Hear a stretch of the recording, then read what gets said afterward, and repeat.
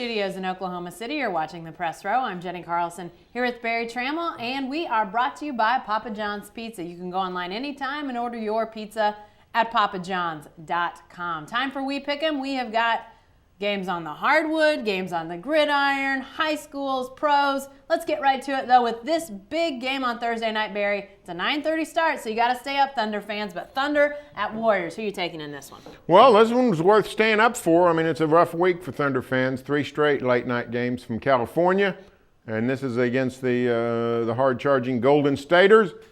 I'm going to take Golden State. Thunder's playing great. But unfortunately, the Warriors lost on Tuesday night to Memphis, ended their long winning streak. The Warriors will be focused. They'll be upset. They'll be looking to get back on the right track. Thunder would have been better off if Golden State had won. I think it's going to be a showdown type game. I think the Thunder will play well, but I'll take the Warriors. Yeah, I'm going to take the Thunder in this one, and the Warriors are playing spectacular. I think 21-3 now, 22-3, 21-3.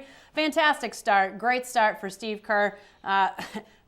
Picked the right job, by the way. Took the Warriors over the Knicks. I think he made the right choice there. Warriors playing fantastically, but you know what? I think this is a little bit of a statement opportunity for the Thunder. Now that they're back to full strength, they've won 7 in a row, really playing good basketball. I think they're going to go out there and remind the Warriors that they're still a team that you got to go through if you want to get towards the top of the Western Conference. So to me, I think they're out to make a statement. It's going to be a great game, though, because those fans out in San Francisco, they're hyped. I mean, they're hyped when this team is not good. So I think this is going to be a heck of a matchup. Definitely, as you say, we're staying up for. All right, Barry, what about the Friday night Class 3A state championship game, the last of the high school football state championships of the year, obviously delayed a week by the Douglas Locust Grove situation. Heritage Hall faces Cushing. Who are you taking in this one? I'm going to take Cushing, and it's not as an ode to our late great sports editor Bob Colin, the pride of Cushing, but this is a team. The Tigers fourth in their district have really come on, pulled a variety of upsets, and they're sort of lying in wait. We've been focused on Douglas, Locust Grove, Heritage Hall, which had to wait out the Locust Grove Douglas winner. And Cushing's just been sitting over there beating teams and playing over its head, and all of a sudden they're not playing over its head. This is who they are. Still an underdog in this game, but I'll take Cushing. Well, I clearly screwed up last week, so here I go out on another high school. I'm going to take Heritage Hall in this one. I wrongly picked Cashin last week. Thomas, you proved me wrong. You shut him out, for crying out loud.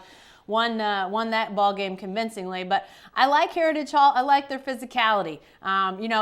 You talk about Locust Grove, which they've been a focus. They're a offensive firestorm waiting to happen, and Heritage Hall not only hung with them but outscored them. I think that Heritage Hall is just a really talented team, and it's Andy Bogert's swan song. He's headed out after this, retiring as head coach. I think they're going to be fired up, not only to win a state championship, but to get him a state championship as he leaves football coaching. All right, Barry, what about the NFL on Sunday? Colts at Cowboys. It's that middle of the afternoon game, 3:25 start on Sunday.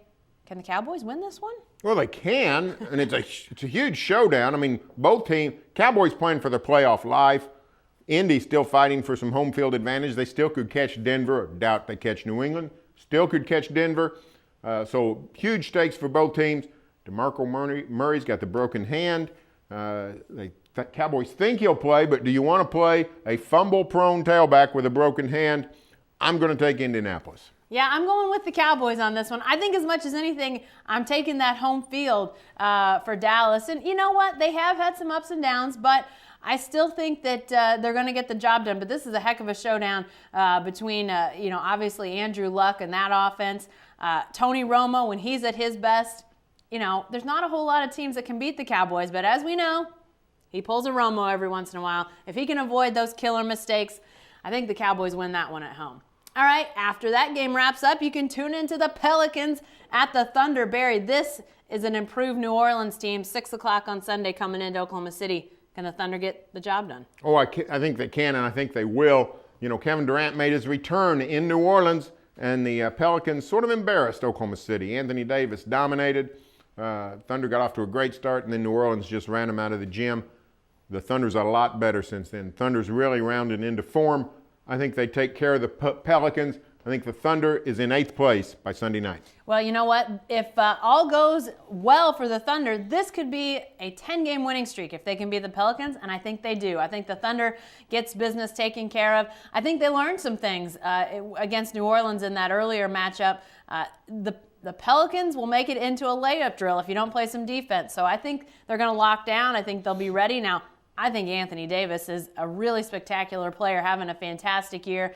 Going to have to be in the discussion for MVP as those things start to percolate up, and we've seen the great play from different folks out there. But I think if the Thunder takes a more defensive mentality into this game, I think it changes things at home, obviously. I think the Thunder gets their work done. All right, that late Sunday night NFL game, if you can keep checking your phones while you're watching the Thunder, this is a pretty good one to keep track of. Seahawks at Cardinals, tons of playoff implications in this one, Barry. Yeah, the Cardinals somehow still lead the NFC West. Unbelievable coaching. Are you playing quarterback this week for them? No, but I'm on the The short depth list? chart. I'm like third team. They're down to Ryan Lindley. A third-team quarterback against the Seahawks is not a good recipe. Seattle's defense is really rounded into form. Bruce Arians, the coaching job he's done with all the injuries, remarkable in the desert. But I think Seattle's going to win this game. Yeah, I'm taking the Seahawks in this one as well. But yeah, you can't help but tip your cap to what the Cardinals have done. My goodness, I mean, if people around here hadn't seen what happened to the Thunder, this would obviously be almost hard to wrap your head around, seeing one quarterback after another go down. And yet the Cardinals have rallied. Unbelievable job by all their guys. But, man, the Seahawks are tough. Although, you know, it's going to be in the desert. It's going to be in Arizona. You know the fans will be fired up with a chance to really impact things like the Seahawks fans do in Seattle. Still, I think the Seahawks are playing well. I'm going with them. Hey, be sure to stay with the best coverage team anywhere at newsok.com and every day in the OK.